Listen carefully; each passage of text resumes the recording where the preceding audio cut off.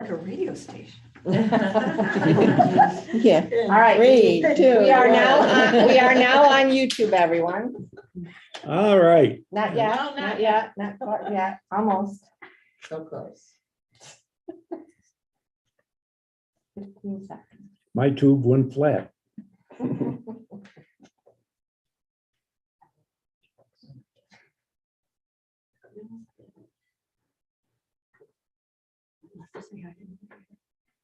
Maybe.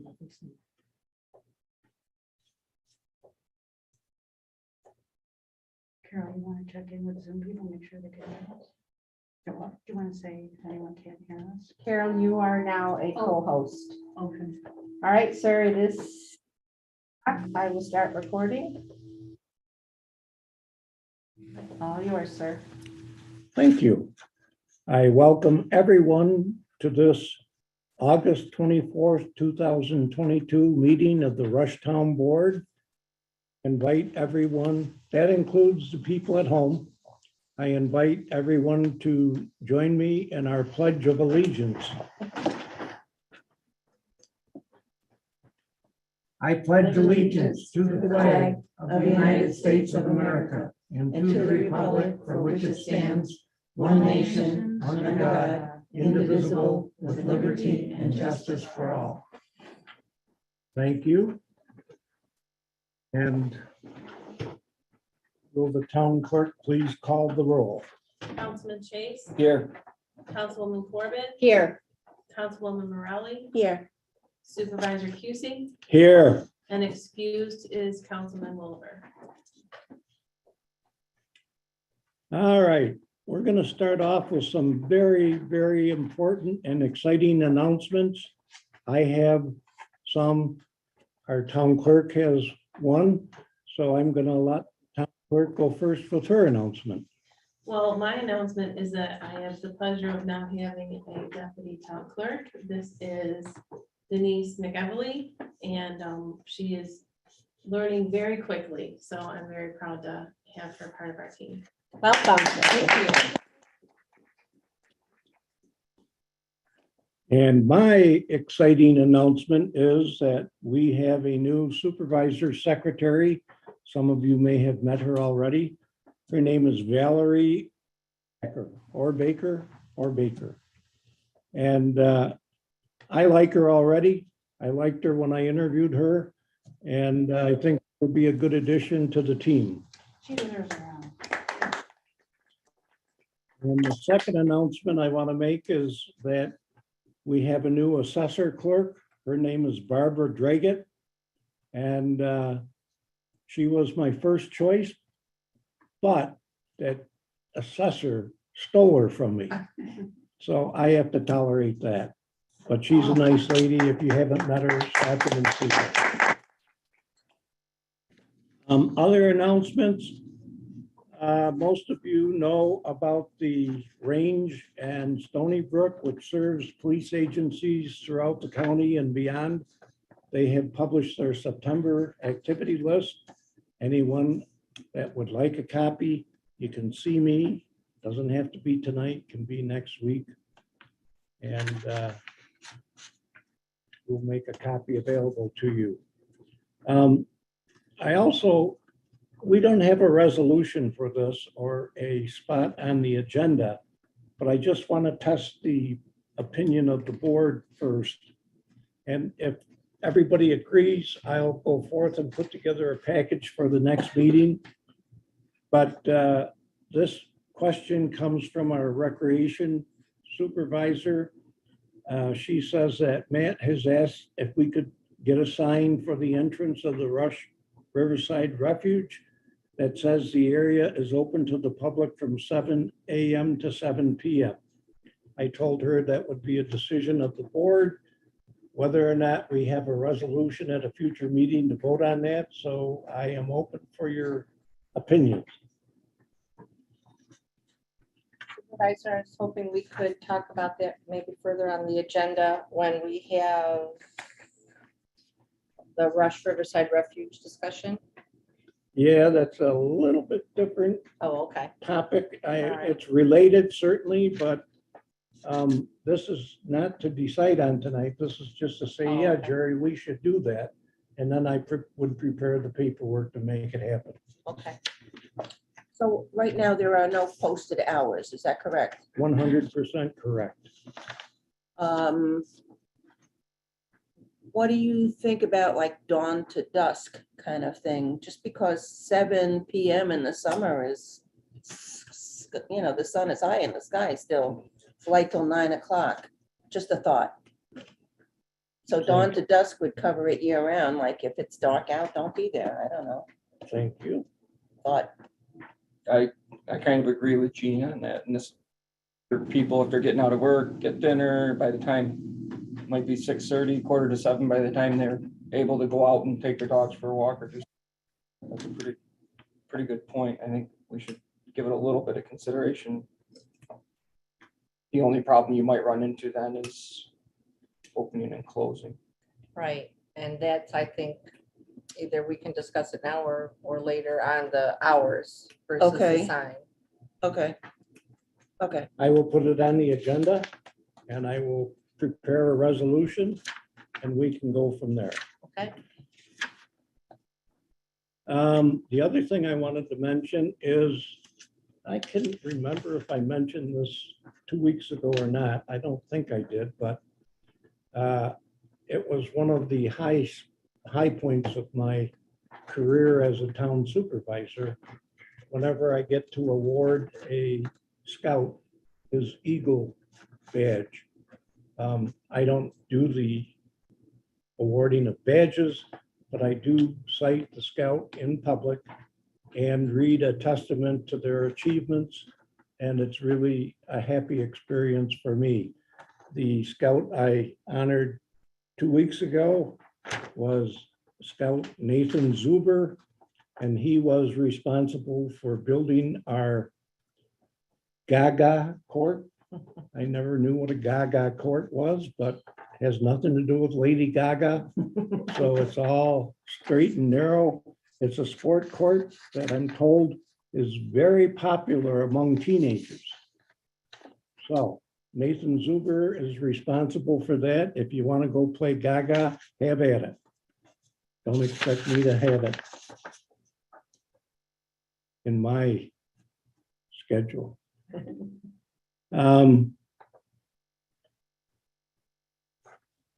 I also wanted to mention that for those of you who travel around the Rush Riverside Refuge, we have an electrician working over there. Probably a lot of you know him.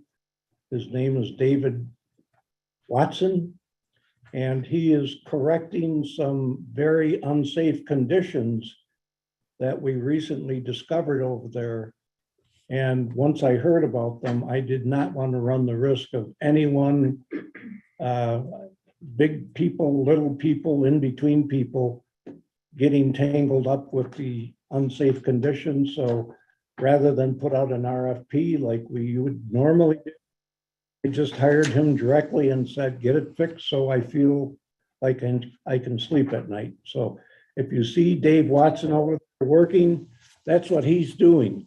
He's making the electrical safe and he's preparing barn number 8 as far as electrical connectivity goes.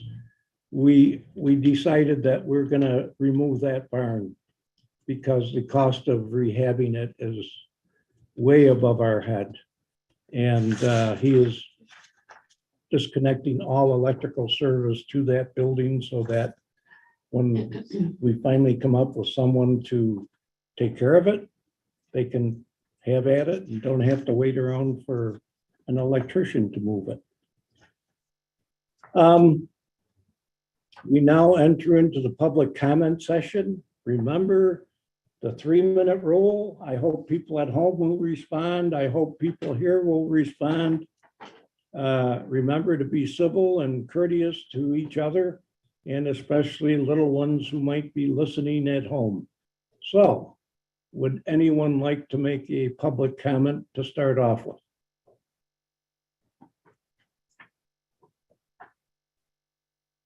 Anyone on Zoom, if you'd like to speak, please enter your name into the chat feature with your name and we will call on you. Town clerk, anyone over there? For some reason, I can't see participants, chat, anything. I can just see the owl. Have to make sure you. I wonder if we can not have two co-hosts. Oh, No, it says you are a co-host.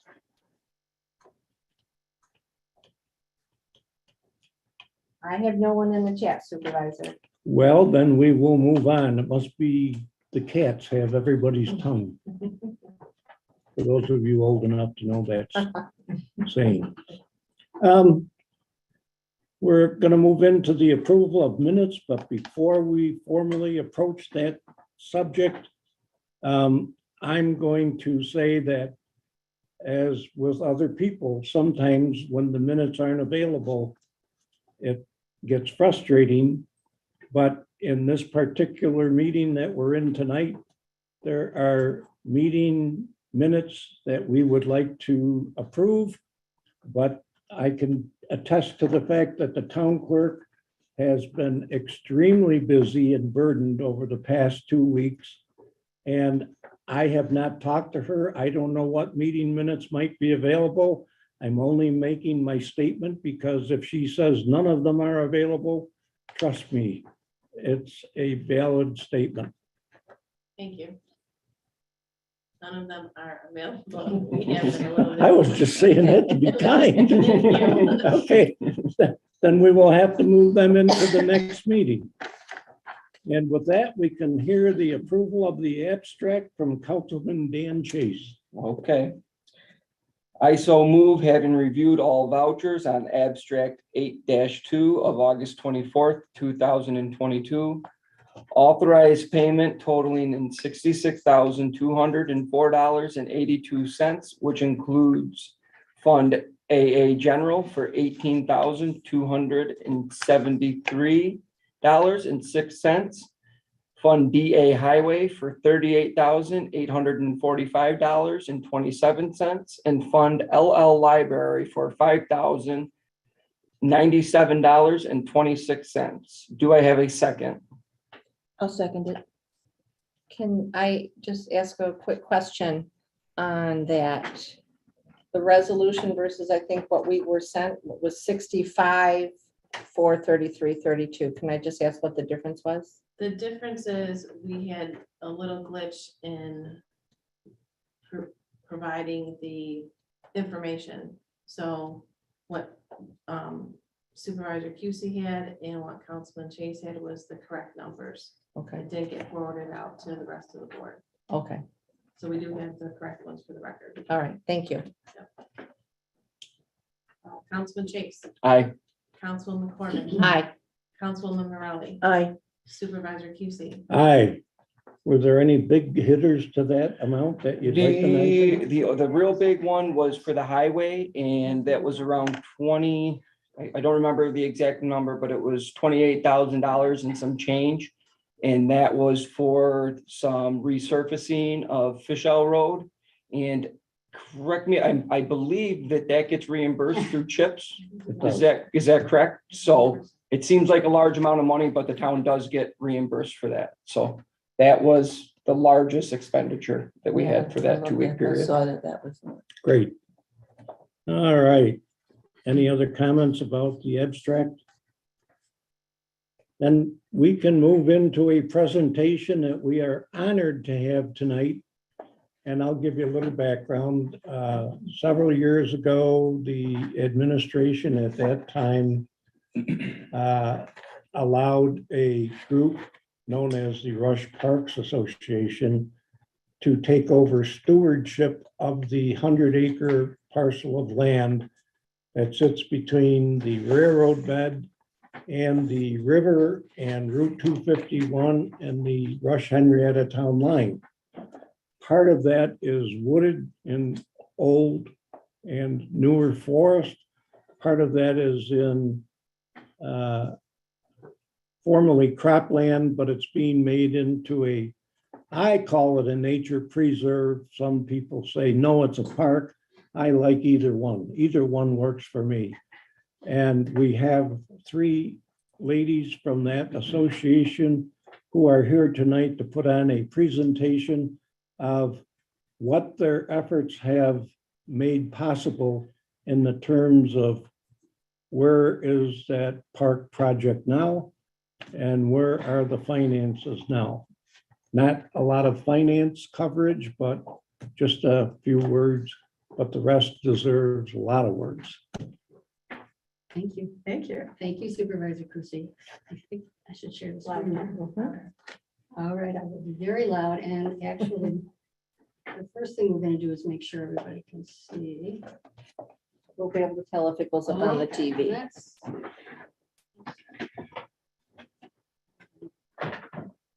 It's not working, let's see.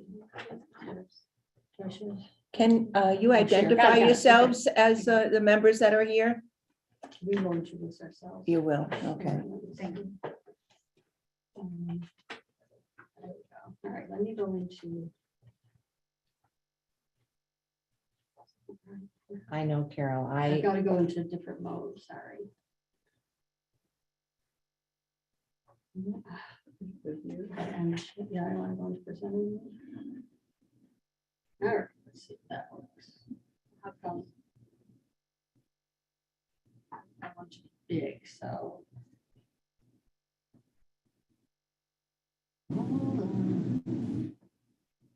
I don't really want that on slide. I want that sound. Slideshow on the top? it's something odd, Carol, I have experienced it when you're on PowerPoint and sharing.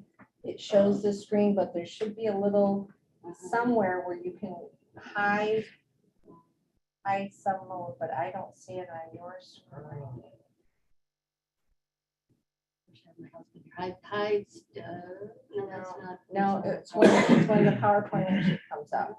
Tell her to go to slideshow. Go to slideshow.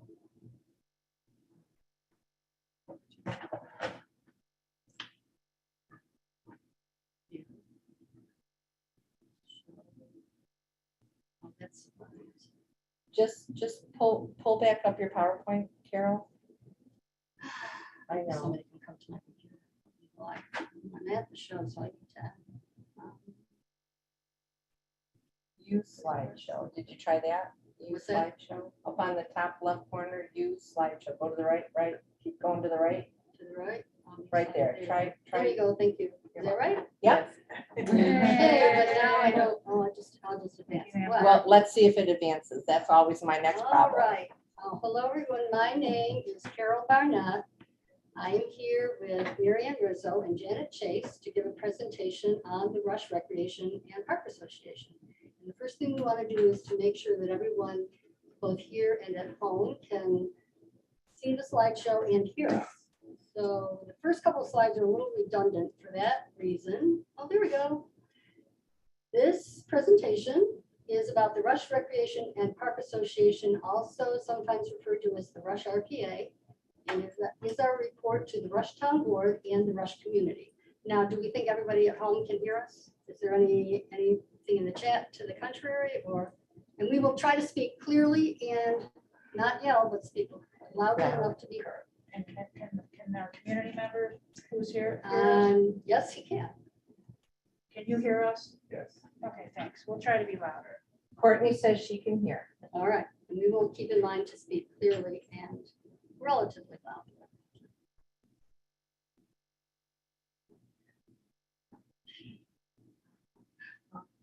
John Lebeck said you can't hear. Oh, I hear. Said she can't. Two people All say right, they. we're gonna speak more loud. The Rush Recreation and Park Association is an integral part of our town. It's building a strong foundation for protecting our public park and recreational lands and open space. The Rush Recreation and Park Association serves our community. It was created in 2018. It's a New York State nonprofit and federal tax exempt organization. It serves the same function as the Menden Foundation and the Henrietta Foundation serve in their towns. The Rush RPA's mission is to preserve our public land, our parkland, and green space. And in 2019, the Rush RPA entered into a stewardship agreement to develop the 100 Acres Park. The Rush RPA likes to think of that as a jewel in the emerald necklace along the Genesee River. Other public lands that the Rush RPA takes an active interest in include the Rush Riverside Refuge, or the former Bosse's property, Stony Brook Park, the Lehigh Valley Trail, the Town Hall campus, and the town gardens. The Rush RPA 2021 annual report, as well as previous annual reports, can all be viewed at the Rush RPA website, and we invite you to visit there. It's the rushrpa.org. I am the secretary of the Rush RPA, and I just wanted to say that our board of advisors has been very active in the last year. Over the last 12 months, we met 9 times. And I'm also proud to say that since the advent of COVID, we have managed to have 2 general membership meetings. We had one in July of 2021, and we had one in June of this year. And we had about 25 people attending that meeting, and we had a lovely time. I would like to give a financial report. At the time that I created the slide, I wasn't sure about the timing, but we will be today or very shortly thereafter, submitting a report to show that the Rush RPA and its volunteers have donated more than $50,000 of value added to the town of Rush in the form of goods and services and volunteer time that have created value and benefit to the parks and gardens of our town. And these in-kind contributions benefit the town directly and also indirectly by helping us to create successful grant applications. And that report will be submitted shortly to the town board. And at this point, I would like to hand off to Mary Ann Rizzo. Hi, I'm Mary Ann, and my first slide is up there. I'm going to try to project my voice. Just one slide up here I need to point to. So just to put us on the map, Jerry, you eloquently said a lot of this. So the 100 Acres Park is in pink, the magenta color. And as you see, it's about a mile on the Genesee River, which really makes it, a really special place. And it's divided, and this is the Bosse's land. Well, now it's the Rush Riverside Refuge. And this is Route 251, and this is the town of Henrietta up here. And at some point where our trails, our Rush trails are going to connect with Henrietta trails up here at Blues Park. And that's one of the goals. I'll talk about that in a little bit. In this 100 acres. A little louder, Mary Ann. Sorry, Yeah, they thank probably you. can't In hear this you. 100 acres, keep reminding me, please. In this 100 acres, we have 4 farm fields here. We call this field number 1, and we'll be referring to it, today and months and years coming up. Field number 1, field number 2, field number 3, and field number 4. Sorry. Excuse me. And the Railroad Museum sits right here. And then, so we approximate that there's 48 acres of farm fields and hedgerows. And there are approximately 52 acres of old growth forest. There are some rudimentary trails there now. This is what's considered to be the riparian buffer here, which is a buffer of trees. It's really beautiful. So it is providing a function. So the riparian buffer really helps to keep tries to help keep the river clean by filtering any contaminants before they get into the river. So one of our goals is to increase the riparian buffer, because now that we have many miles of land on the Genesee River in our town, maybe 6 or 7, not sure. But now we're calling attention to the community that we are on the river, and what can we do to be good stewards of the river itself? So what we can do with this land is we can increase the riparian buffer by putting another layer of trees here and do other things like riverbank stabilization, which we started to do. We didn't do a lot of it, but we started doing that with, what's it called again? Live staking. Live staking, where you actually put the stakes of limbs, rootable limbs into the ground. And so we start that. let's see, I think I've talked enough about this here. And then I can do the rest from over here. I hope everybody at Zoom was able to hear that. So one of the projects we did was plant 40 native trees. And we actually had someone helping us who's been quite, we call him one of our benefactors, and his name is Bruce Howlett, and he donated 40 trees and actually had them planted for us. And that was in field number 1. And the 10 of the 40 trees are 10 sycamore, 10 red maple, 10 hackberry, and 10 oak trees. And so he's actually over there a lot, right, often watering them for us with this big tanker truck. And he's just really relentless at helping us. He's also mowing the fields for us so that we have some temporary trails. And he's pretty much being a faithful servant to the land. So I can't say enough about his help. What am I missing from that slide? So then, and I can't say enough about the volunteers as well, because after the trees are planted, we have to do some weeding, and we have to do, what we did is we wanted to mulch them. So we laid down cardboard, and then we put wide swatches of mulch on top of it. And then we're caging them as well, which we had to put the stakes in the ground. This is for 40 trees. So we're not quite done. We know that the deer, there's only really 2 trees that don't have the caging right now. But there are several trees that still need some mulch. So we've had several work teams of volunteers. I'm going to say, like six of them in the last 6 months, trying to get some of this stuff done, as well as moving limbs that have fallen into the trails. And Bruce has helped us with that as well. And so there's just always a lot of work to be done. So one of the things that we're planning is, we have several objectives. One is to just make a beautiful park and leave a legacy to the town. But one way that we're going to do it is to involve the youth in our community. And so we're going to have an event where we plant about 20-25 trees. And we're calling on the youth in our community, no matter what age, to come and plant a tree with your family. And we're going to ask the scouts. I've already contacted Jeff Kachala, who said that there was one weekend in October, I didn't tell you this yet, one weekend in October that wasn't good, but there's another, he says he definitely wants the scouts to participate.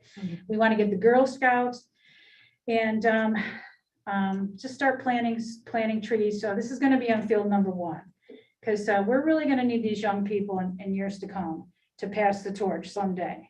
We also hope to involve Color Rush Green, which is a new organization in our town. So yes, we've connected with Color Rush Green, and they've showed us that they want to help us too. What am I missing there?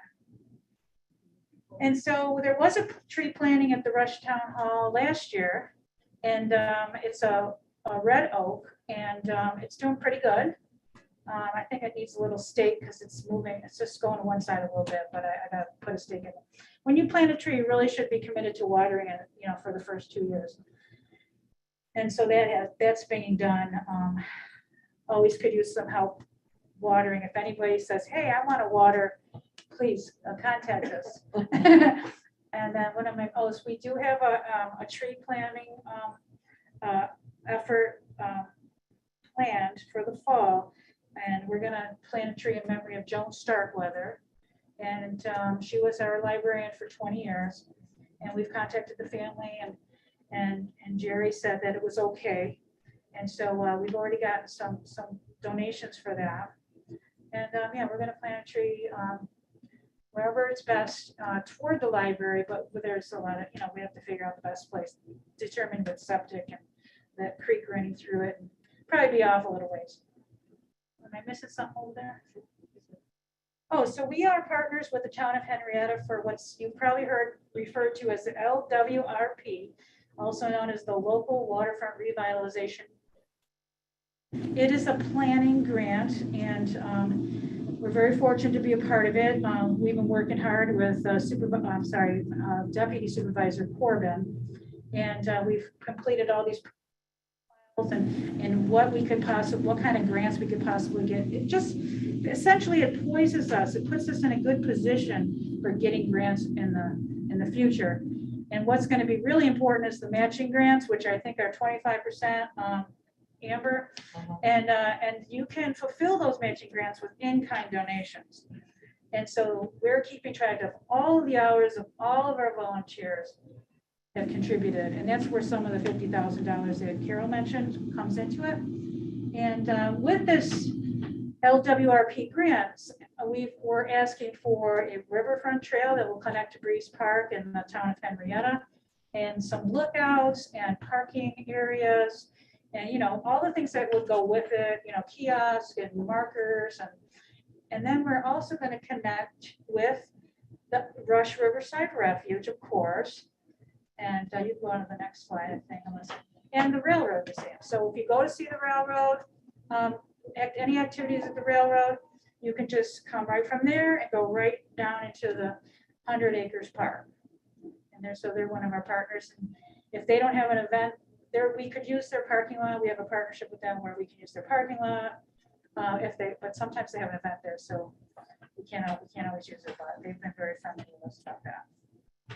Now I think it's time to hand off to Janet Chase. Hi, my name is Janet Chase, and I just wanted to tell you a little bit about some of the native plantings we're doing. All the trees that we have been planting are native. And why is that important? And why is it important to have warm season grasses and native pollinators?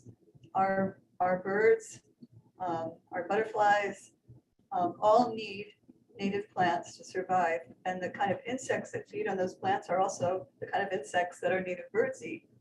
So many of the grassland birds are very close to extinction in our country, as well as other birds. So this was part of the idea in warm season grasses, which we did plant a little over a year ago. It takes time to establish. What's wonderful about them is their roots go down about 2 or 3 feet. Once they're established, you know, they can really get that water when they need it. We had 15 days of spring, April 15th through the 30th this year, celebrating Earth Day and Arbor Day, and this was the 5th year that our organization supported the annual Rushtown cleanup. The Rushtown cleanup was really popular. I think many of you participated or saw what went on. It's been a tradition actually for more than 20 years in Rush, and more than 60 people participated this year. We also had an Arbor Day celebration at the town pavilion, where Supervisor Kusi presented an Arbor Day proclamation. And so there's more reports and photos at the Rush RPA and also at the townofrush.com. And one of the scout leaders, Jeff Kachala, and his scouts did this amazing job. There's a picture of them right there. They cleaned up both sides of 251 and across from, again, across from the park.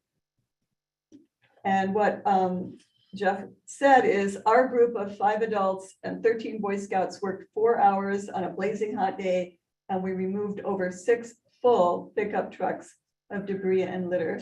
That was quite a wonderful educational experience for the Scouts.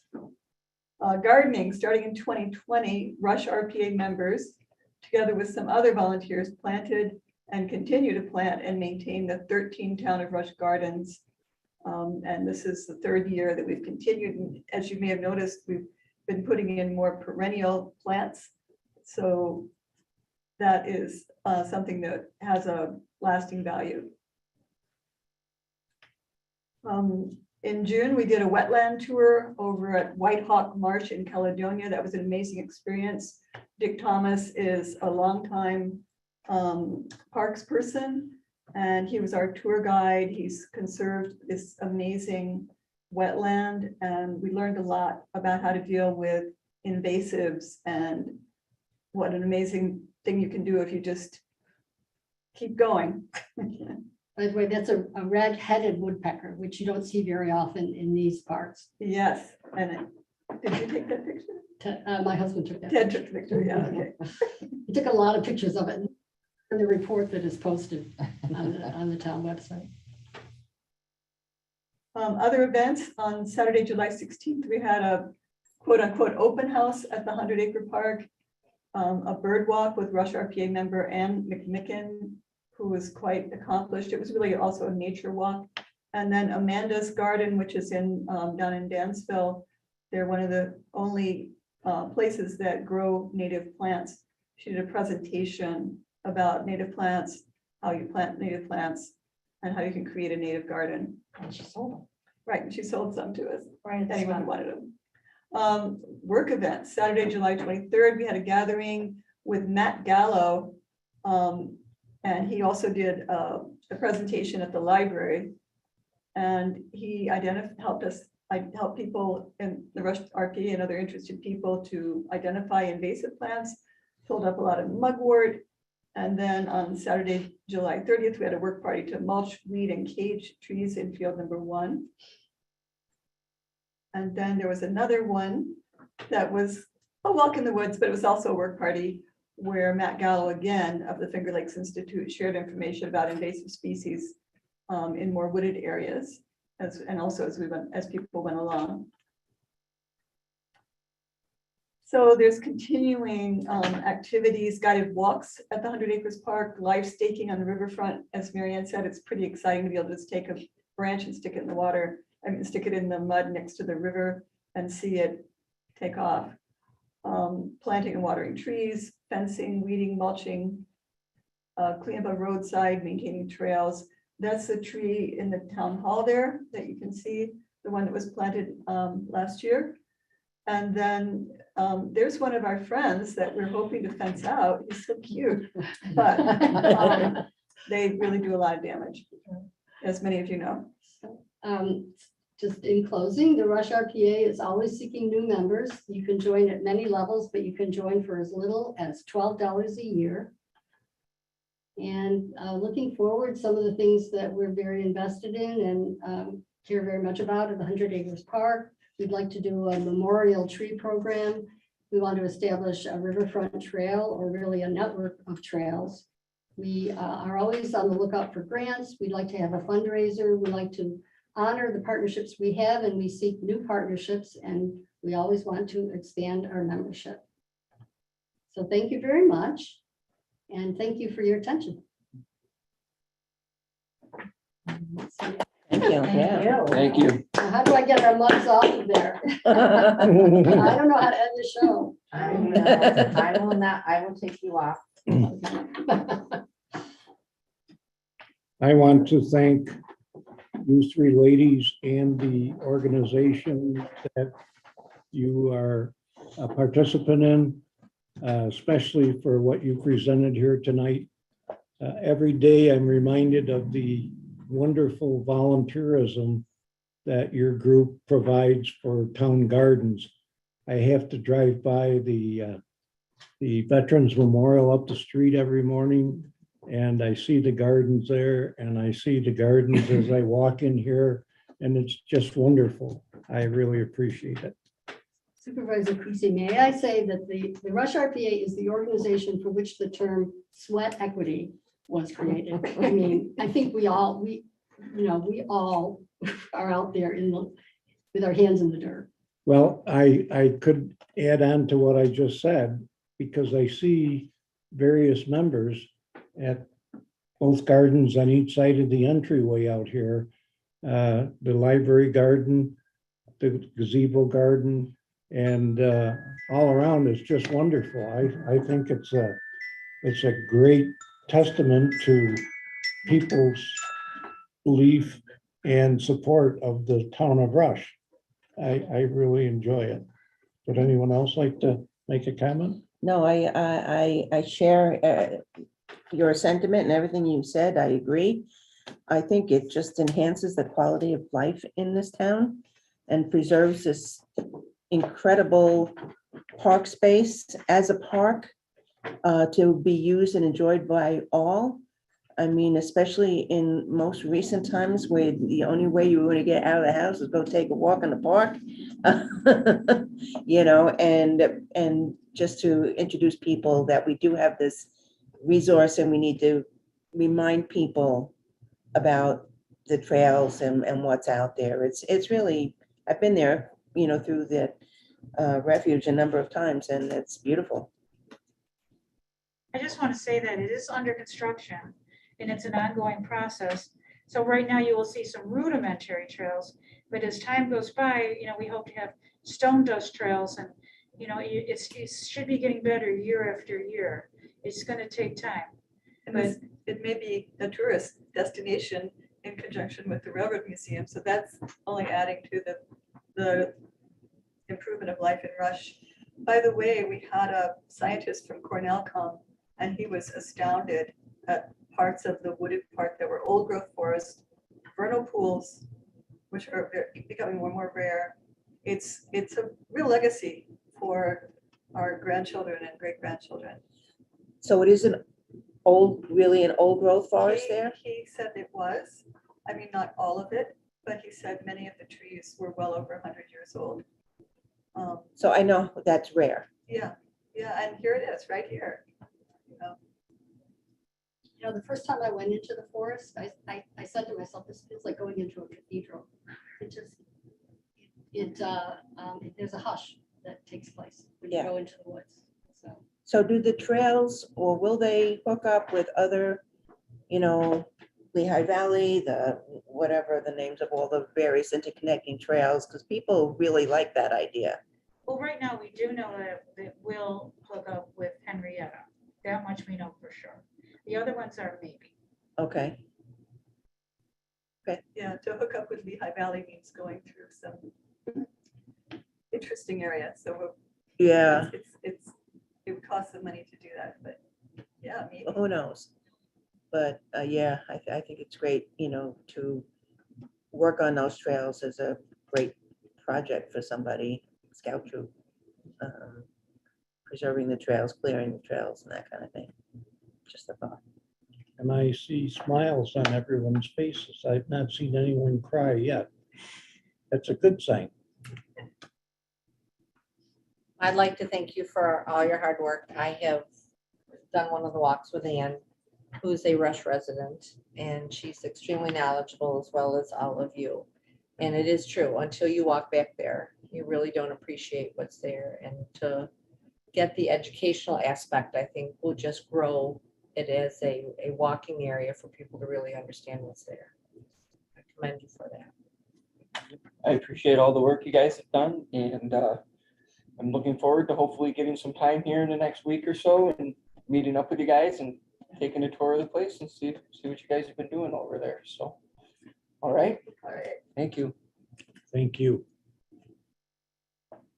All right, we can move on to reports from town board members and our Rush Town Clerk and our attorney, David Howe. So we will start off with Deputy Supervisor Corbin. Thank you, Supervisor. I attended the August 16th special town board meeting where we approved the abstract due to the technical issues we had the meeting before. Very brief, record short meeting. Attended the Comprehensive Plan Update Committee Hamlet workshop here in the town hall as well as on Zoom. I thought it was an excellent job. Great information was shared, great ideas.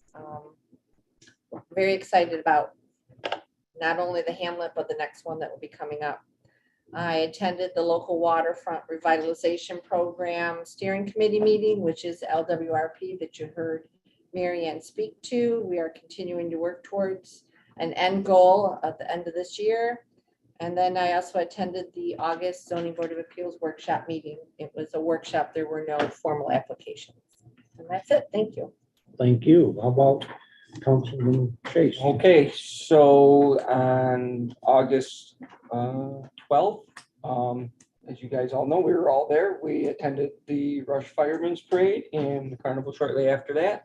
Yeah, we had a really good turnout to walk in the parade, and I have to say my kids enjoyed all 3 days of the carnival, so they had a really good time there. I also attended our special meeting on the 15th to approve the abstract that we had technical issues with and couldn't do at the previous town board meeting. I was unable to attend the fire commissioners meeting that evening. I did not feel well. I did talk to Commissioner Sweet the following day and just kind of wanted to get a feel for what they talked about, anything from us.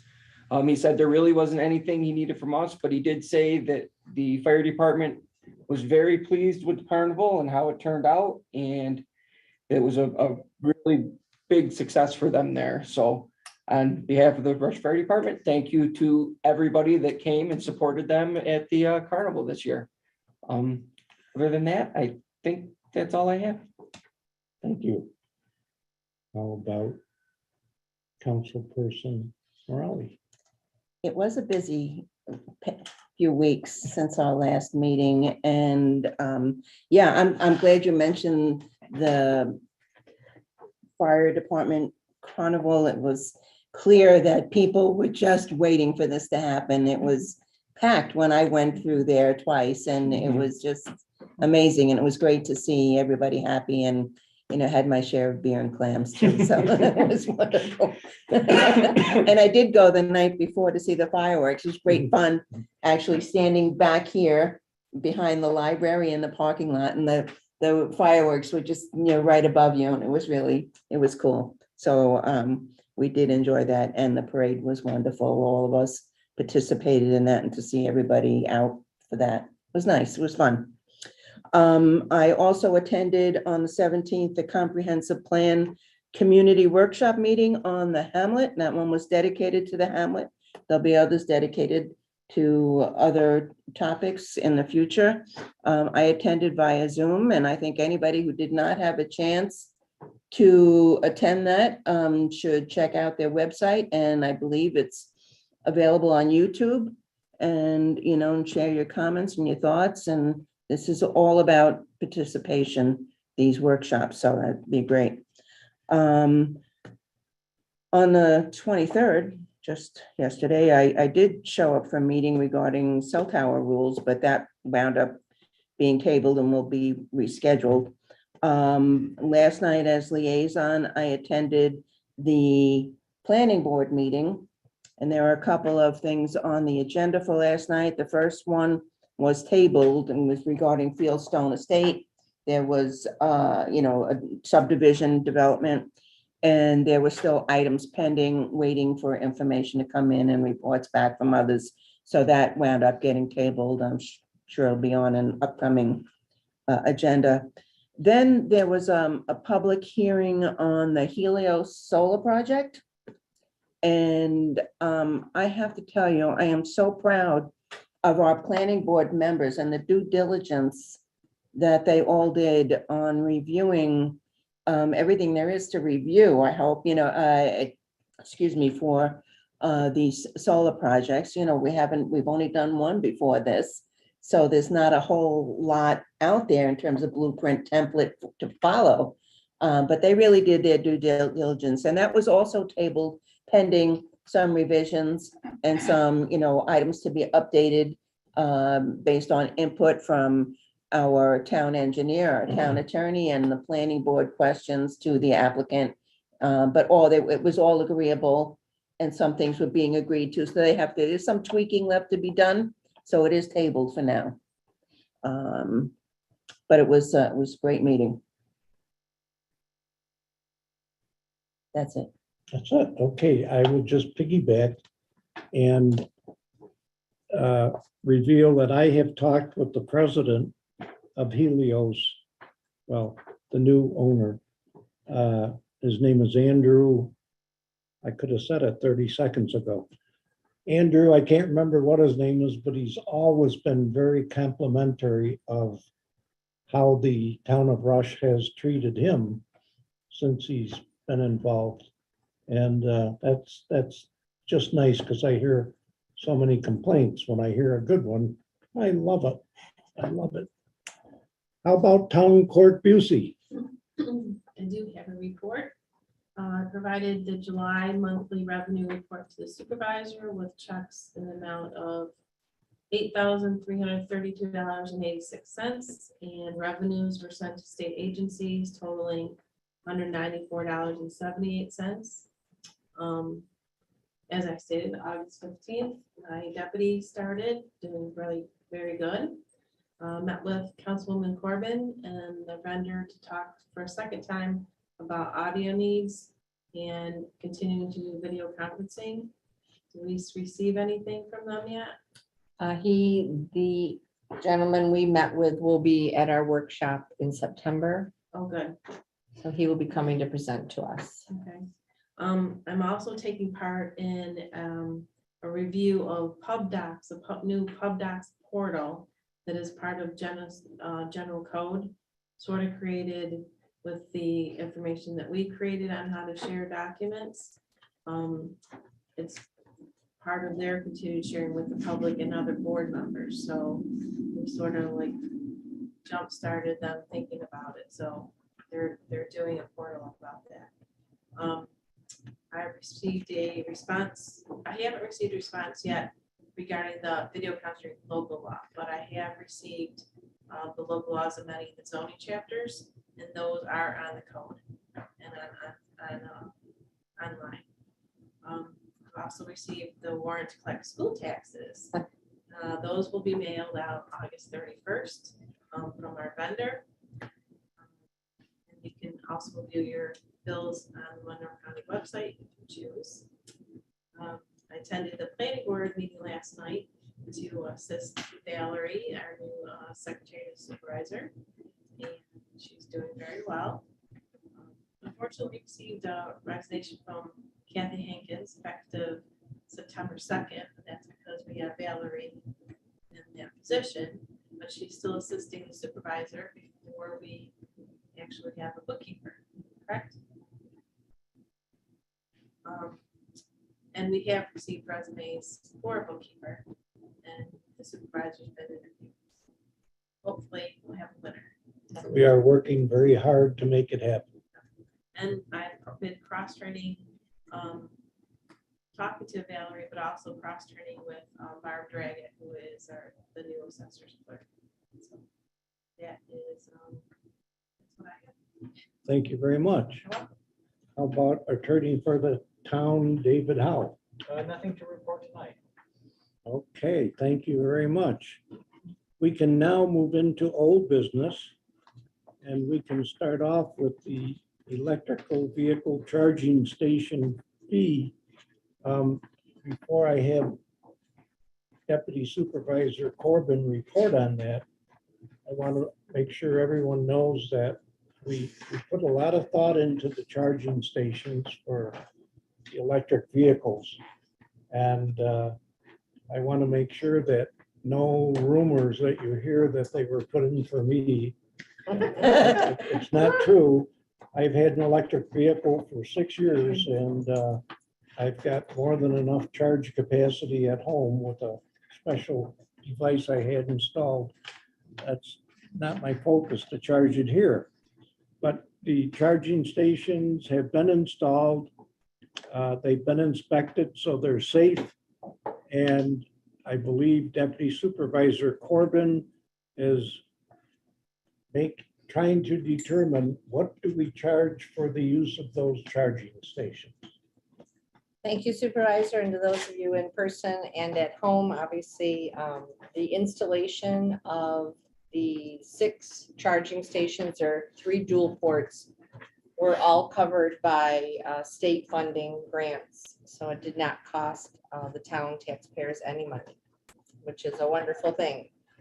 And we're ready to promote them on our website, put information on how they can be utilized. But we haven't wanted to really roll it out until the town board agrees to what will the fee be on a kilowatt hour basis.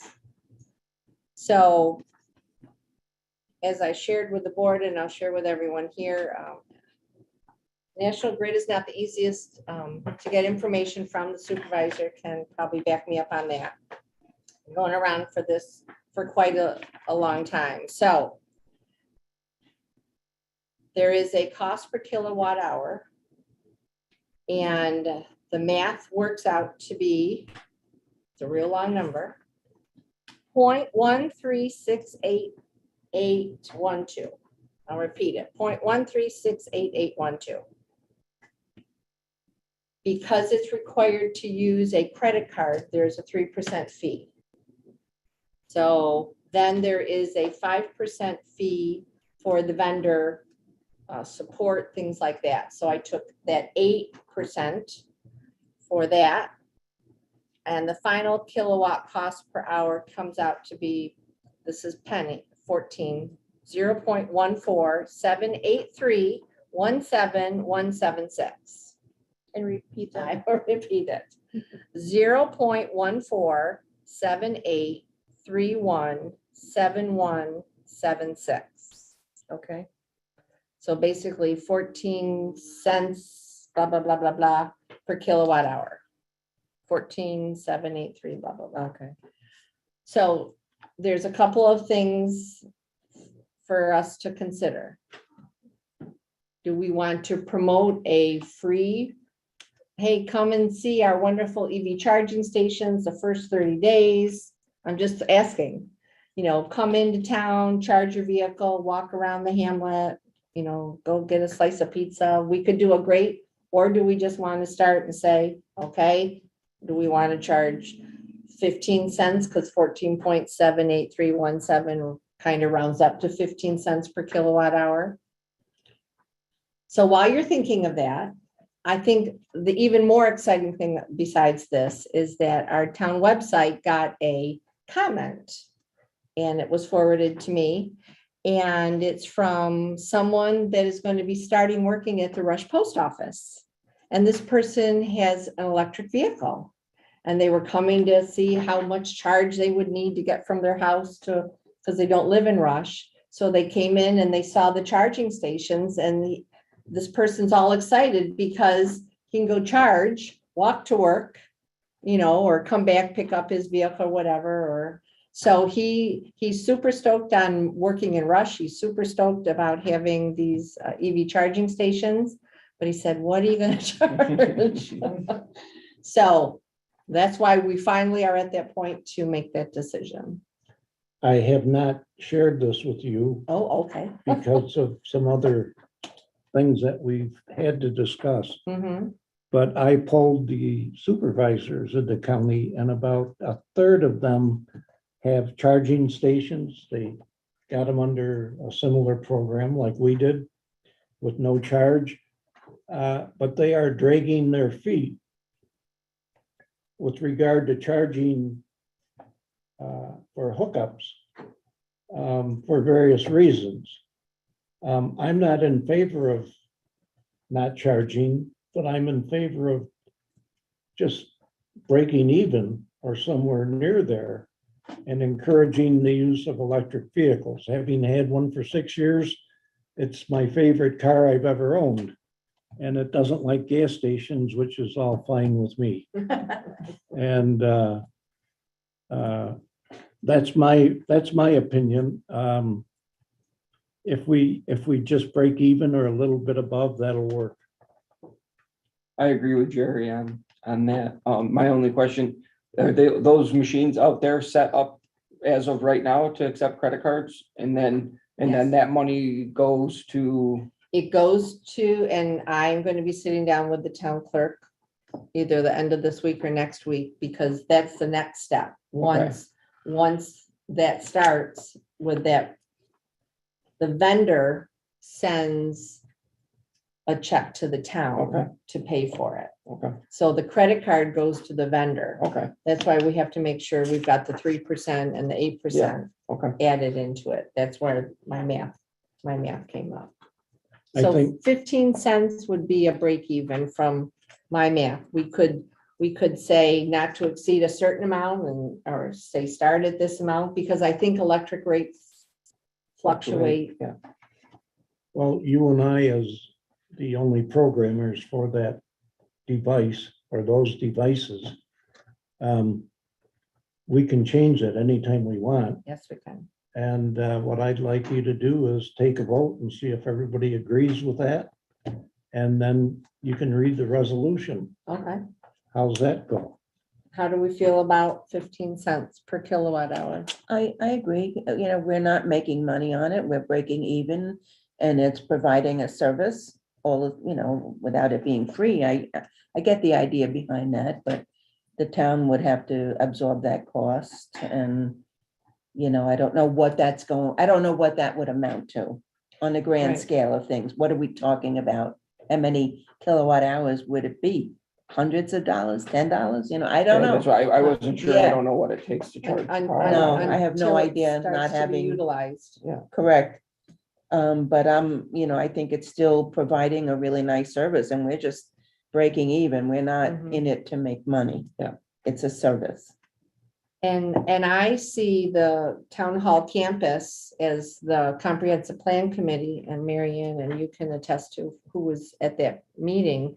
They talked about developing along the canal. I can just envision people, hooking their car up on a nice day and, walking along the canal, going up, having, slice of pizza. There could be some great ways to really encourage people to spend a couple of hours walking around, going up to the Veterans Park, giving ideas from the 1911 house, all sorts of things. Yeah, we're hoping. We're hoping. People will We're come hoping. here for Yeah. many reasons. Mhm. So it's a 15 cent, basically break even. I don't think I can put in 0.147831717 No. in the software. So it'd be, are we okay with that? Yep, but does there need to be anything in there that says that rate's could change? Well, or- okay, so the resolution we drafted said not to exceed. Do we want to put in, Our costs. well, that is the But cost. no, but if we say that, Mhm. in other words, it could, Oh, Adjust instead of and just putting a based number. on the Oh. cost Right. to the town. Right, Okay. yeah, or Subject to just say that, change At any time. yeah, it could change, the price could change. Right, so how could we, so the cost per kilowatt hour, how would we word Actually, that? how do you have a suggestion? Oh, thank you. Howard. He's so quiet over there. Yeah, I waiting. was looking at this, it's subject to change no matter what.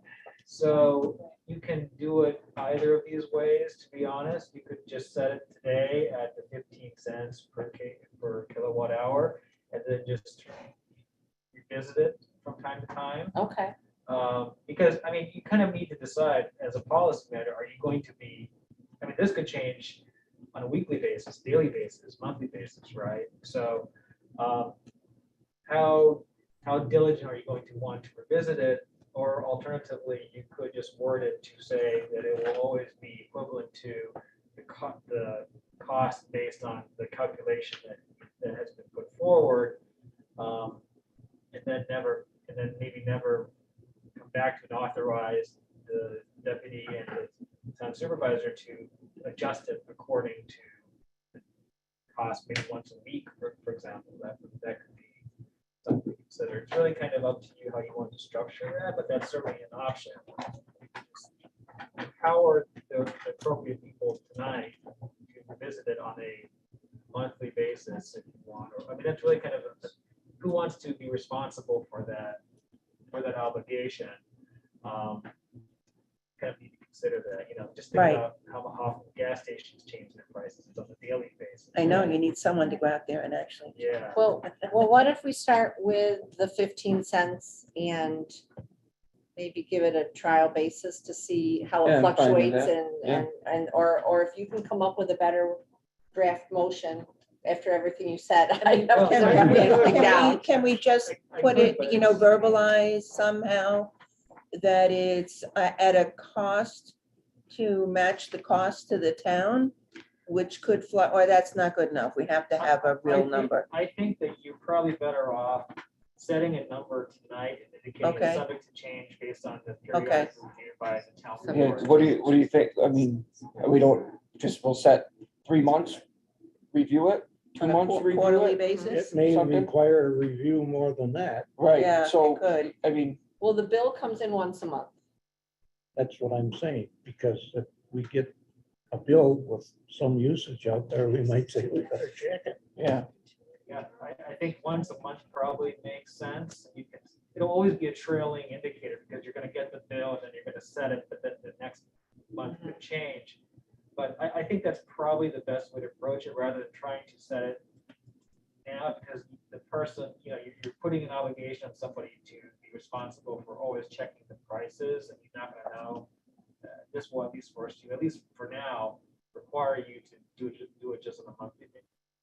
Gives you a little bit more flexibility. And then if you decide a different process works better, adopt a resolution. I guess we'll have to see how that fluctuates. I Yeah. have no clue. Whatever we can do to ensure that taxpayers are not subsidizing electric vehicle drivers. And if we accomplish that and break even, that's good enough for me. So what do we put on here then? Move to establish a cost per kilowatt for each EV charging station, the pavilion parking lot. The cost per kilowatt hour, I would say the current cost the current cost. to be revisited on an at least monthly basis to determine any adjustments if necessary. Yes. That's fair. Okay, Jean, read it. Yeah, I'm trying to remember what I just said. Okay. Okay, so the current cost per kilowatt hour is not to exceed 15 cents per kilowatt hour to be revisited on a monthly basis to start. I don't know, something like that. Says it for me. Are we okay with that? Yeah, just on a monthly basis, period. On a monthly Period. basis. I'll second that. Thanks, Jean. Councilman Chase, Aye. Councilman Foreman, Aye. Marion, you're gonna have to turn it off. Yeah.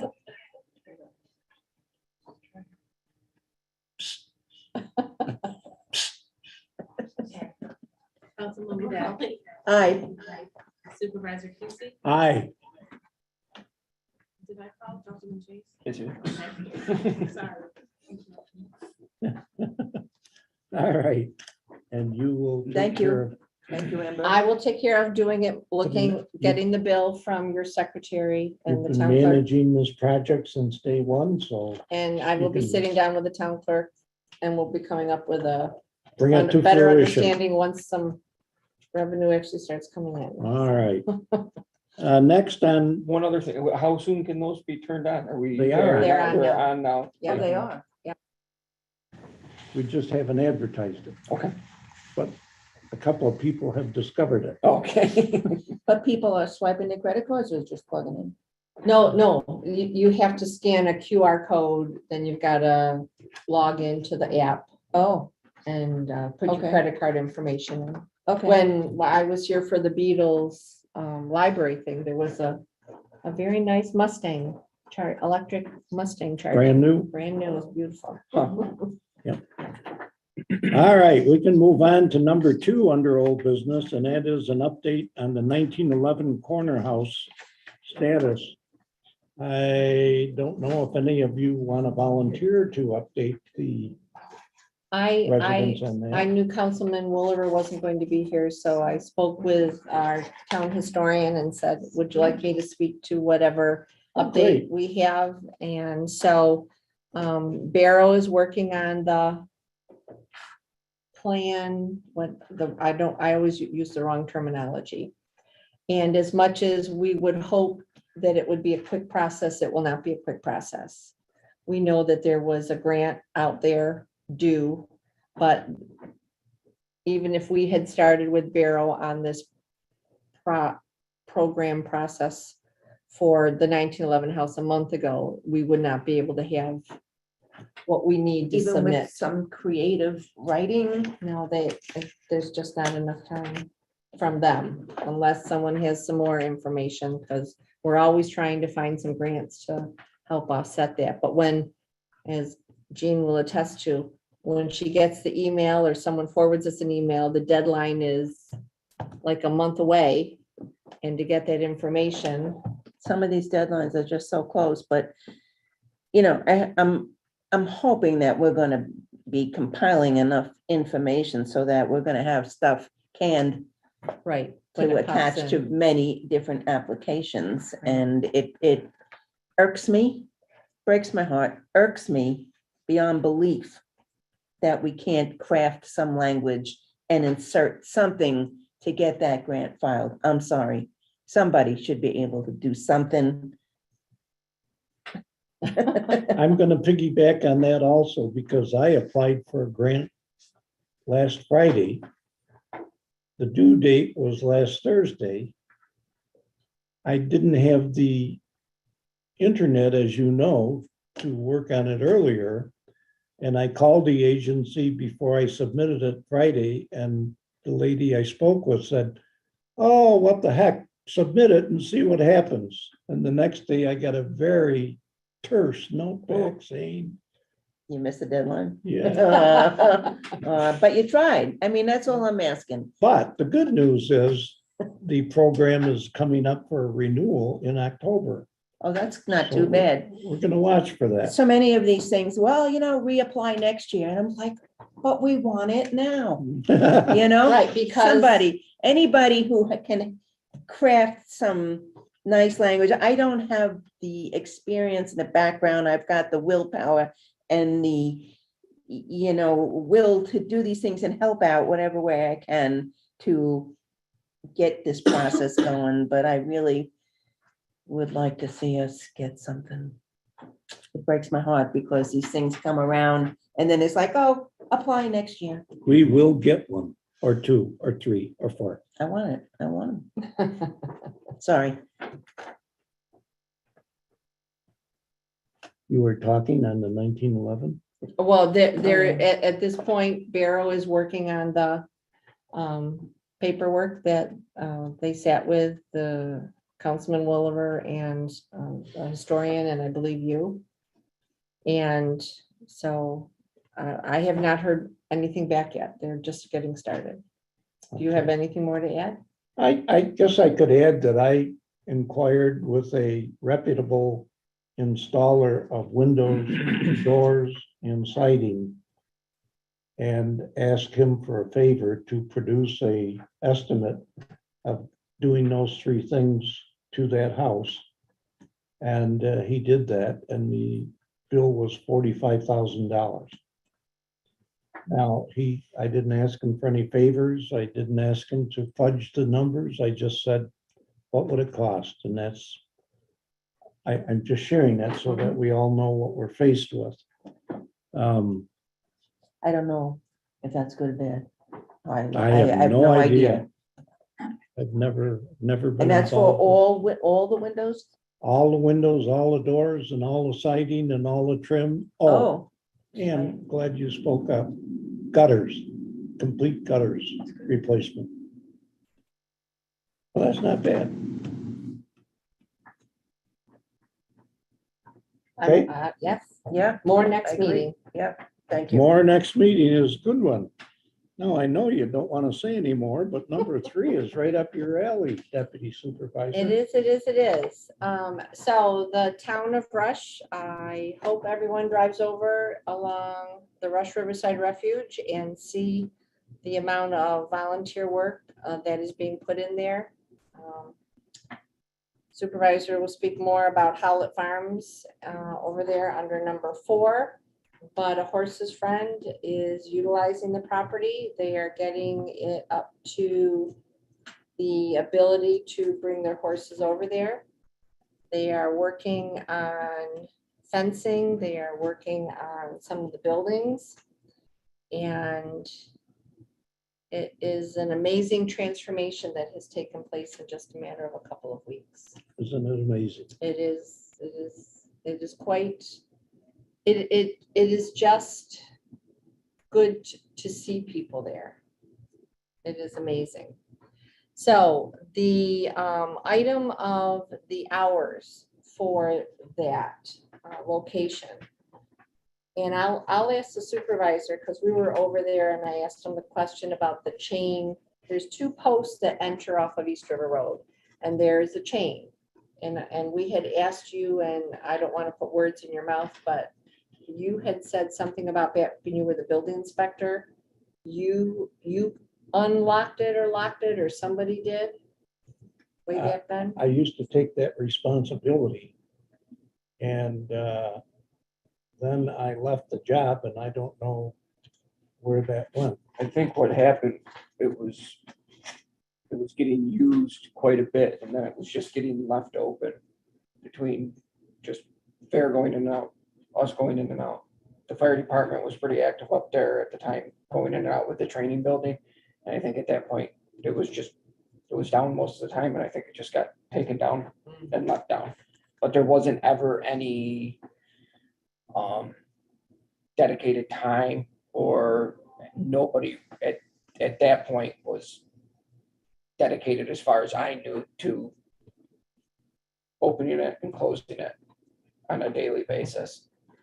So with the amount of vandalism that has been over there in the last number of 6 months, the discussion for tonight is, should we have set hours as most recreation places would have? Now, a dawn to dusk, that can change. And a horse's friend is willing to be the one to go over and unlock the chain and lock it back up. But a dawn to dusk, that could be, 5:15 in the morning, or it could be 10 o'clock at night. Right.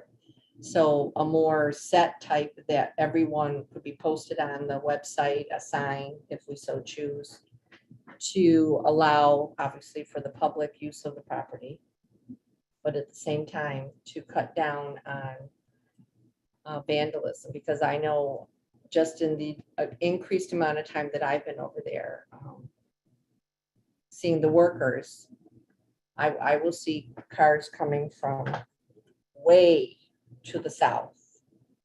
And I'm thinking where, and it's none of their work. It's just like, where are they? I have never been way back there. Oh, you mean on the road? on on the the road. internal road? Yes. Oh, Yeah, yeah, not walking, right. Not East River Road. No, if you go to the In- two in the- barns, yes. back by building 1, and they keep going, kind of back where the town was dumping stuff, but there's another lane that It goes. just keeps on going all Yeah. the way back to the south. So Oh. behind it- That goes down to Mrs. Weaver's entry road that comes out Where at the the old end of our where property. the old ball field was. Yes. So there is, are people out there at midnight, is it? Okay. So No, I didn't now know. that we have someone there, is it something that we as a board feel that people should be there at midnight, or? No, I don't think we should have people there that late. But I also think, as Councilwoman Morelli said, I think 7 might be a touch early on In the the evening. shutdown side of things. What about 7 in the morning? Is that an? I think, I'm I just think trying. there's, yeah, but I'm just thinking of people that might be early risers, going to work, taking their dog for a quick walk. Maybe they gotta be out of the house by 6:30. So when it's light out, maybe they're taking their dog for a walk at 5 o'clock. Mhm. I don't want to make it so that somebody No, I can't agree. use it also. Well, keep in mind that as we go day to day, we see changes. It gets darker every night. Right, Now. And Yeah. that'll continue until we get back on standard time.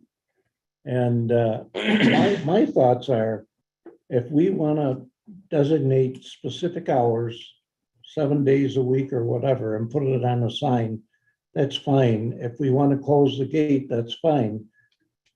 People will still be able to park in the entryway and walk onto the property and use it for those early morning walks or I didn't think about that. late night walks. But I think it's our obligation to make sure that the property doesn't get any more vandalism. Mhm. We've had more than our share. And whatever we can do to stop that would be in our best interest. And best interest of the residents also. So think about what we might want to do there. I would be in favor of posting hours.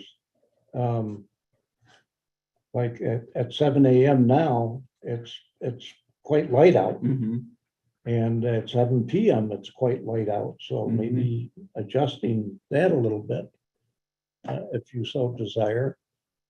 And maybe give a horse's friend the authority to place the chain over across there outside those hours. And if they miss one day and don't get it till 7:30, as I said, they can still park in the entryways, a few cars, and walk on them. You know, I'm not convinced that they would have to drive on for recreational use. I'm just gonna be the devil's advocate here and say, let's say somebody does go there at 7:30 and our time says 7. But I mean, I'm of the same mindset as you, Jerry, but who cares if they can be there, you know, if they want to walk their dog, it's after 7, but it's still light. But if someone came and said, you can't be here, they're wrong. I mean, they're in the wrong to be there then. Somebody could put up a stink because the town law for that property is you can't be there after. I understand where you're coming from and I'm in 100% agreement, but I also think that you're setting yourself up for some issues. There's a gentleman sitting right behind you who can advise us on such matters. Well, I mean, you're posting the hours, so people are in notice of what the times are. So that's, you know, I think putting times in, even if it's more, I think even if the sign has specific hours for times of the year, might be better than dawn to dusk, because that can change depending on when that ever, I mean, it's, somebody might be there, then, you know, what's dusk, right? I mean, Yeah. what is that real? Is that when people turn on their lights? You don't really know. But, you know, other municipalities put times on their signs for entryways, and they put a gate up. And so there have been times in other municipalities where people are in the park and the cops come by and they close up the gate and people have to call 911 to say, let me out. It happens, but we posted it and people are on notice, you know? So my recommendation is to consider actual hours. That might make the sign a little bit bigger than you like, but I think that you give people firm time frames from, you know, from April 1 till September, whatever, you're open earlier or longer or whatever. And if, you know, during winter hours or fall months or whatever, you have a much shorter time frame. That sets a clear expectation for everybody to understand. You have to be in That's and a out of good there. idea, you know, If people for, want to jump the fence because they want to walk their dog early on a given day, that's on them. They may not be able to drive in, but they can park, like you said, outside and do it that way. Can I ask a question? Yes, Mr. Hankins, go You're ahead. telling me I can't go on any place on that park that I want to as a citizen, and it's my park? And that I'm gonna be locked out with a gate from our park? I go to a lot of parks, and I don't ever see a gate locking me out. And every time I go over there, at least 3 or 4 times a week, there's a deputy sheriff over there checking the place. A deputy sheriff checking the place every time I go over there. Because we've There's had so roads much over there. Those vandalism. roads have always been there because it was part of the school of industry. Why can't I drive my car on any road over there? It's my park. Well, we are not yet saying that you can't. But We're if you're just gonna trying to lock me figure out- out what to do. If you're gonna lock me out, you're saying I can't. It's 300 acres. Are you telling me that there's some place over there that I can't go? As I I'm at said, 300 we're not saying that yet. We're trying to figure out what to do about that. Well, I think that you're gonna be wrong if you tell me I can't go on my park. Now, it's one thing to say, I can't go over there at a certain hour. That's understandable, because most parks have a certain hour. Yeah, that's, I think all we're talking about now. Every park that I go to in Monroe County, and I go to a lot, I've never been locked out of any one of them. That I had to call the sheriff to let me out. And I'm gonna call you on it if I can't use my park. Thank you. I think maybe we could research summer hours, winter hours, I to think that find out that's, when the seasons and the sun's up and the sun's down. yeah, I like David's idea. I think April 1st yeah, to probably What, the end of September? Yeah, end of September, first part of October. And then from October 1st to March 31st would be our winter hours. I'd be good with that. I think that's a good idea. Do you want me to get back as far as, or do you feel good about those dates or months? I like the seasonal designations. That works for me. I think what we need to do is just maybe look a little bit more into what our daylight is When the in those sunrise- timeframes to come up with an accurate time. I will look that up. Okay, Do we want to align Sunrise. with what the county? County County parks. park. Yeah, that's the thought. I was trying to see Or what- neighboring town parks. Yeah, because I was trying to think like. Does Mendon Ponds have anything? I think they do, but I can't confirm that. I know Henrietta does at Martin Road Park yes. because they do gate that one off. Mendon Ponds has public roads. I was gonna run say that through you it. drive right through there. Yeah, but I'll see if I can take a look at what Okay. Martin Road is. I'm pretty sure there's signs out there. And they have town employees that come morning and night and open and shut that down. All right, okay. I'll look that up, you look that up, and Yeah. if anyone else happens to Good do idea. anything else, we'll share it. Okay, and that'll be Okay. yet to be determined. And then we can get Dan Williver's input as well. Right, good. And I'll report a little bit on the Monroe County Fair. I think most people know that the fair will not operate in 2022. I am trying to encourage the fair board. I communicate with the president, and I'm trying to convince them to be patient and wait for the water to get installed over there, because that seems to be the big issue.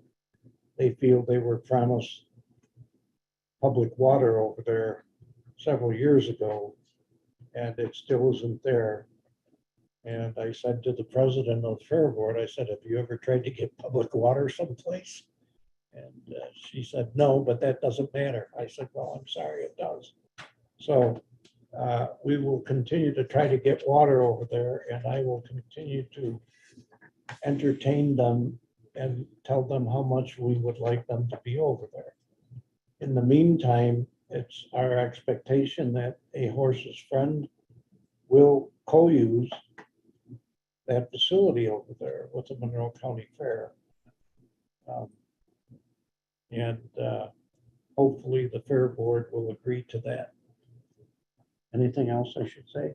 Nope, that is an update for All number right. 3. As Amber said earlier, I would update you on the Howlett Farms and the Horse's Friend land use agreement. The A Horse's Friend specified what property they would like to lease over there. And we agreed to that. And Bruce Howlett simultaneously came in and said, I would like to help the town out. And basically what he said was, I would like to prepare the fields for seeding and plant seed varieties that will enhance the soil conditions and keep them healthy for the next 3 to 5 years, which I thought was a very, very generous offer. And talked it over with the board. And after the board agreed to it, we put A Horse's Friend and Bruce Howlett in contact with each other. And it seems to me like everything is going well in that regard. Bruce Howlett is happy providing his plowing and seeding service. And A Horse's Friend is delighted to have it. So if you see that activity over there, that's what's behind it.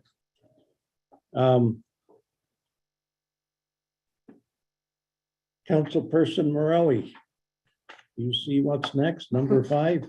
I see it. Do you have anything to add? So this has been a long process, one that we have to do to move forward. That is in order to create new water districts in the town, you have to be able to show a need, demonstrate a need, apparently for the water authority. So we have to do work, a lot of work had to be done to determine, and that's still being worked on, by the way, this is still a work in progress, in order to determine where water districts should be based on need. We, with our town engineer, developed a survey which went out to all the properties in Rush that are not on public water or have it available. Okay, even whether they tap into it or not is another issue. That's a choice that people have. But if it's come down your road, they didn't get the survey. Okay, so it only went to people who currently do not have access to public water. We asked people to have that back in July. And I'm still trying to get a handle on that. And I've been working with Catherine Hankins, who has done a lot of work in this regard, getting these surveys back. I've been trying to take it from there and work on various sorting of information. And it's still, as I said, a work in progress. I requested some more information, but in the meantime, tried to cull that down by road based on the responses that came back. And I have all the percentage rates by row. And let me just hand this out so that you can follow along a little bit better and know what I'm talking about. And you'll notice there are no addresses or names involved to protect the innocent. There you got You one. want me to give one to Okay, go. David? Do you have an extra one for David? Yeah, I do. I can send it. I do. So pass that over. So in, oh, I'm We give sorry. one to David. Yeah, I thought we just did. In looking at, and all of these blocks represent a road. Okay, now there'll be more work to do behind the scenes, looking at, this is kind of to give you an idea of the response rate and how people responded in a particular town road. But it doesn't say where on that road. So you could have a very long road, whether it's, West Henrietta Road, for example, that's a very long distance. So were the rates for people who wanted water in a certain area?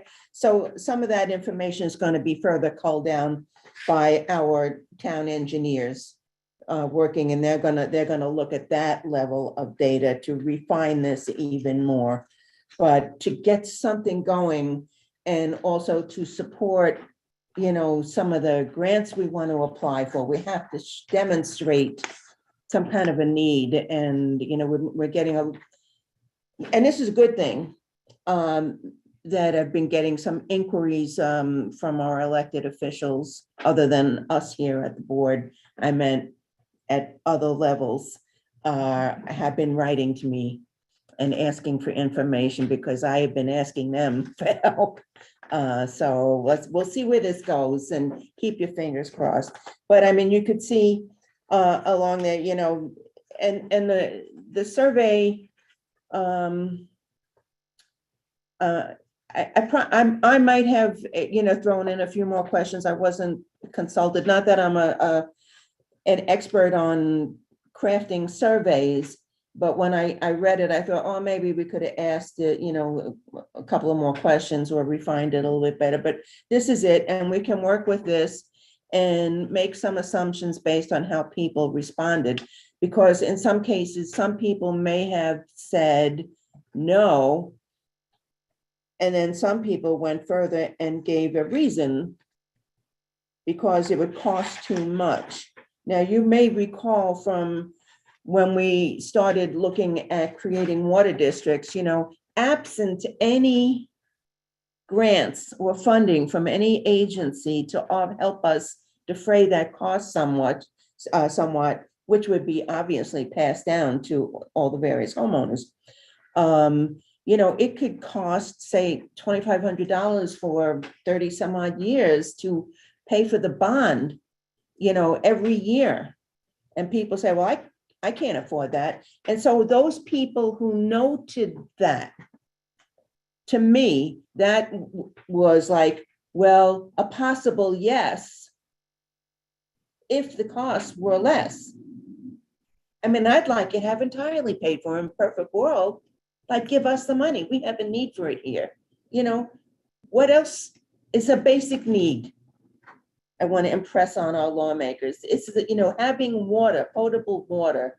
This is the United States of America. This is the 21st century. We ought to be able to provide water to people who need it.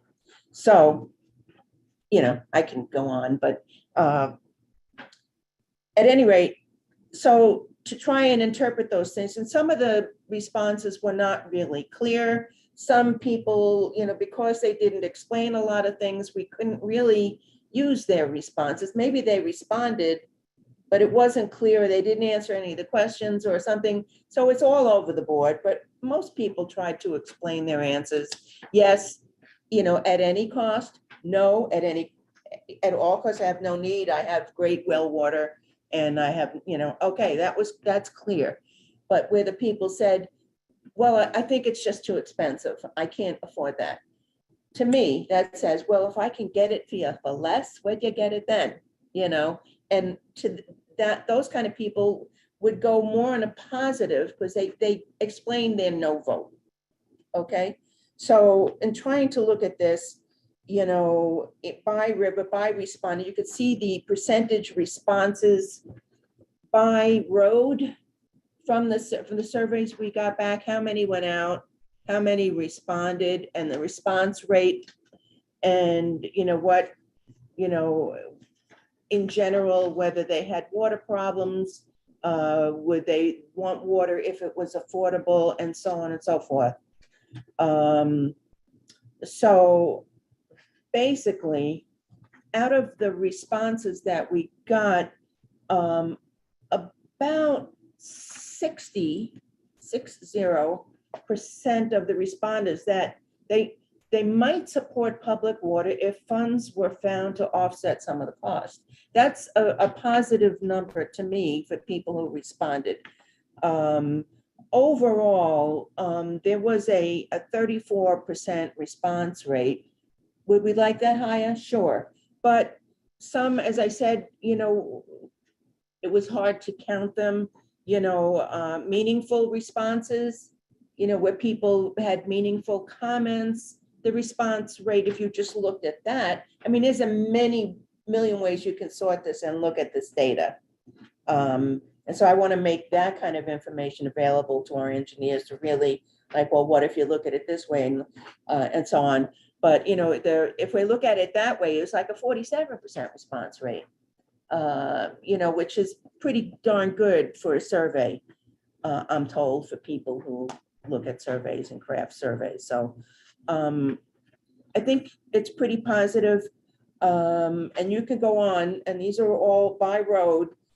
Again, there's much more information behind the scenes on this, you know, and you cannot have it because it has personal information, but this goes on and on and on, by who, by what. And I could tell you where on the road they said yes, said no, or where it was more favorable and so on. We can drill down a whole lot better, you know, and it's kind of interesting, and I'll share that. But, you know, I've been, had a lot of guidance from our town clerk here as to, you know, you can't release any kind of identifying information, people's names and so on. And, you know, they don't want anything held against them for voting one way or the other, you know, from their neighbors and so on. I get that. So, well, driving information does become available to our engineers, who I did share this with, and trying to come up with a way of getting the other more detailed information to them, you know, in a very confidential way. So I'm going to need some help and guidance. I have not released the thing to anybody. Good. And, you know, I don't know how to do that yet. And maybe, David, you can say how, what we need to redact, I don't know. But, that, as I said, that fine tuning it by on, someone, you're on River Road, with a long road, a lot of houses on there. Well, how did they respond? Or Works Road, where on Works Road, we know there's problems on certain areas of Works Road, and that is reflected in the survey. I mean, I looked at that. At any rate, so there's a lot more detail that the engineers are going to need to work with in order to fine tune, creating water districts. We have this preliminary, they did some breakdowns by, how much linear feet would go on a particular area. And well, if, someone on Summer, if we have like very, very little interest on a road, or say 100% people on a small road, short road, said, no, we're fine. Well, then you would eliminate that from this overall cost. Well, boom, we don't have to create a district there. We don't need to run pipe down there. They don't want it. The water's great, blah, blah, blah, whatever. Well, for whatever reason, so it will reduce the cost overall. And, my goal is, of course, to pressure our elected officials to get us some of that money to really make this affordable for everybody who wants it. I wish I had more control than that, other than to, beg and maybe make them feel guilty about not providing water to people in the 21st century in the United States of America. At any rate, you have, I tried to eliminate so much so that there was nothing was being revealed, but it's kind of interesting to look at even just at this level. Reminds thought- me of HIPAA.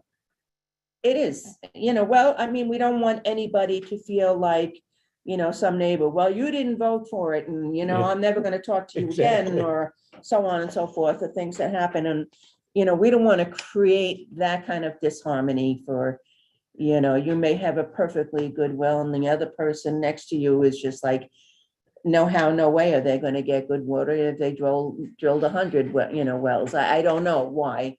But, it's out there. It exists. Okay, these are the stories that I have heard. So we want to keep this moving. So I have released this information, this very dumbed down report to the engineers, who were thankful for that, but they really going to need some more. So we got to figure out a way how do I give it to them? I don't know. I mean, I don't know what they have access to already, what's public. But in terms of the responses based on the households, I don't think anybody has that. They have access to previous engineering reports and assessor data. Okay, but they don't know how people responded on any particular address. No. And that's what we have gathered and are still sorting and, to try and throw out the junk or what's irrelevant, and it's a lot. And I will reveal, just for the record, that we have had reports of nasty grams being left in people's mailboxes, saying, so you're the one causing all this water problem, or something of a similar nature. That's pretty sad. But it's life. So it continues. We gave some bare bones information to apply for that first grant we talked about last month, and got that in under the wire. And hopefully it's enough to have us be considered. But at some point, we're going to need to justify more, and where and how. I just want everybody to be able to get it who needs it. Thank you. I agree. The next two items under new business are the kind of items that we don't have a resolution to present to be voted on, but I have received strong support for the two items that are there. And I have to question the other board members and their interest in pursuing those two items. The first one is the or not the proposal, but the idea being surfaced of adding additional sidewalks in the hamlet, especially not in the rural areas, but in the hamlet. And sidewalks are a very expensive proposition. And sidewalks can be covered by grants. So if this board so desires, we can move in that direction at the next meeting or soon after, vote on what to pursue and how to pursue it. And that goes for sidewalks. So if you let me know that you want to go further with that, we'll look into that. I think we should talk about it. Yeah. Just having campaign and gone to most houses in the hamlet, anybody who answered the door. That came up as a topic, in a number of places about making the hamlet more walkable. That some people who live on 251 can't even walk to the library anymore. It's such a busy road, and that's difficult. I worry about the kids, Yeah, especially of on course. bicycles. That was some of the concern that we heard as well, was that, couldn't walk with their kids down 251. Traffic was pretty speedy and concerned about people not paying attention and being right on their shoulder. So I would be interested in discussing it and seeing I will put what some of the options are. together a package of information and for discussion at the next meeting, we could talk about locations and costs, et cetera. Okay. And I know at the comprehensive plan Hamlet meeting, they're working on that. So I'd really like them to be potentially a part of it as well, because the Complete Streets program, when you have it as part of the comprehensive plan,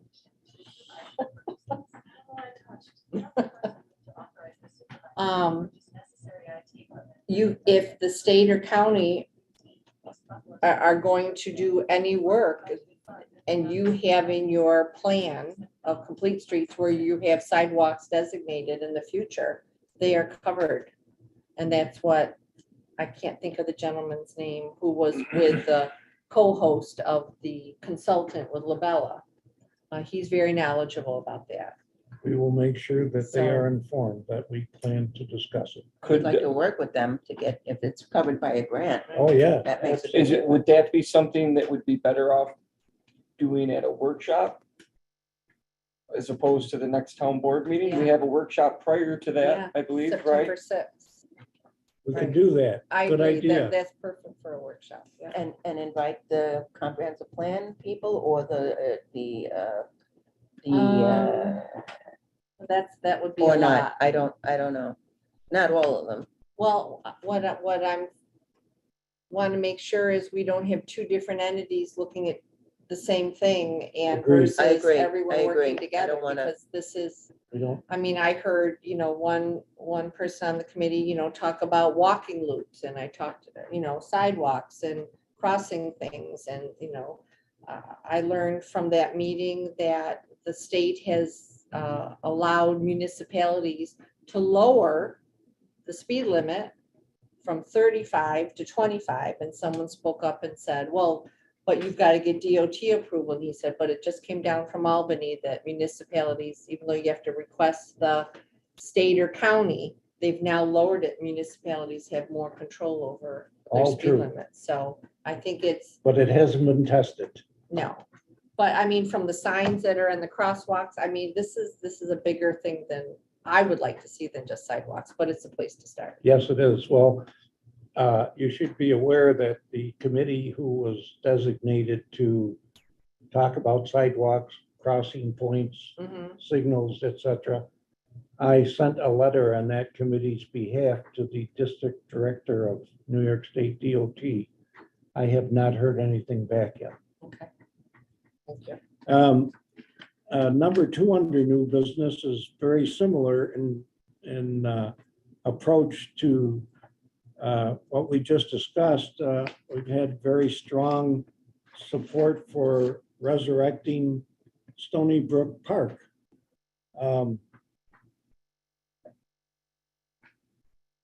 It's a very strong feeling on the part of some residents that we should utilize that land over there with something. And what was said to me was a pickleball court and bocce ball. Now, I think we should at least discuss it. And if you're so inclined, There's fields there now, if I remember correctly, I believe there's a soccer field there and a baseball. At least there's at least a backstop over there. There was a lot of things over there until vandalism came. And that's took them part of out. what happened. That's why you used to be able to drive down in there next to There the were bathrooms. pavilion.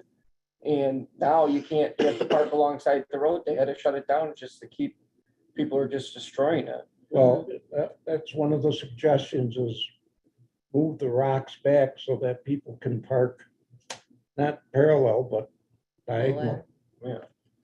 So do we Well- want to Well, workshop that one? well, again, I hate to keep beating the comprehensive plan update committee as, over the head, but they have a workshop that's coming up on parks and recreation, I believe, right, Marianne? So again, there's work, gonna be working on it. I'm happy to talk about it, I however. think that it's still something that we could discuss as a board. I mean, I think it's something that we need to talk about. I agree. I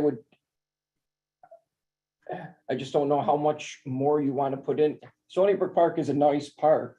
I could see maybe trying to revitalize what's already there. I don't know how much you want to put in there. If you were, maybe if you were gonna do some additional stuff, maybe the fields here or something here behind the town hall where it can get kept a closer eye on and kind of manage a little bit more. Where Stony Brook, I could see, kind of sprucing up the ball fields there a little bit, trying to do something like that, maybe draw some attention down there. Well, good. We're going to give you the opportunity to express those opinions.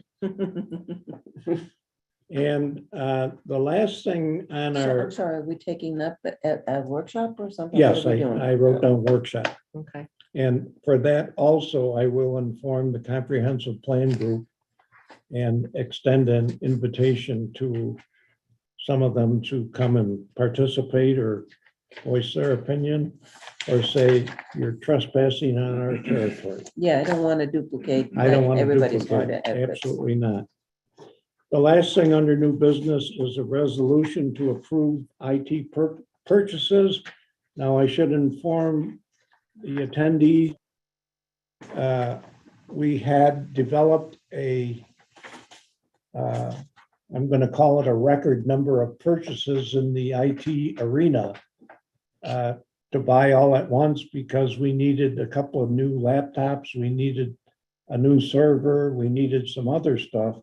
And the town clerk generously presented me with a list of all of the things that she and our IT person had said we need to keep up and running. And I approved that because I thought I had the authority to approve it. And thankfully, the deputy supervisor said, Jerry, do you know what you did? And I said, well, I think I know what I did. And as a result, I was reminded that not by the deputy supervisor, I'm going to read you resolution 66 from 2022. It says, Councilperson Morelli moved, be it resolved that the town board acknowledges the necessity for annual maintenance and upkeep of the buildings and equipment for the health and safety of employees and the public, and expresses its approval for the supervisor to contract for the annual business software, IT support, postage and equipment leases, etc., and also any emergency repairs, replacements that may arise. So having been reminded that we passed that, I escaped staying at the Gray Bar Hotel. But I also would like for the record to approve the resolution that was prepared tonight for IT purchases. And because you warned me, I have it here in front of me. you get to read the I resolution. would like to know, what has happened with the speed of your uploading and downloading? Everything seems to be back to normal. That's good to know. All right, I so move to authorize the supervisor to purchase necessary IT equipment and replacements from the Pinpoint Group, 15 East Buffalo Street, Churchville, New York, with budgeted funds in the amount of $6,747.26. Is there a second? I will second that. Councilman Chase, Aye. Councilwoman Corbin, Aye. Councilwoman Morelli, Aye. Supervisor Cusie. Aye. Thank you very much. Having no further business to conduct at this meeting, I move we adjourn. All in favor? Aye. Aye. Good night, everyone. Have a pleasant evening. Thank you very much.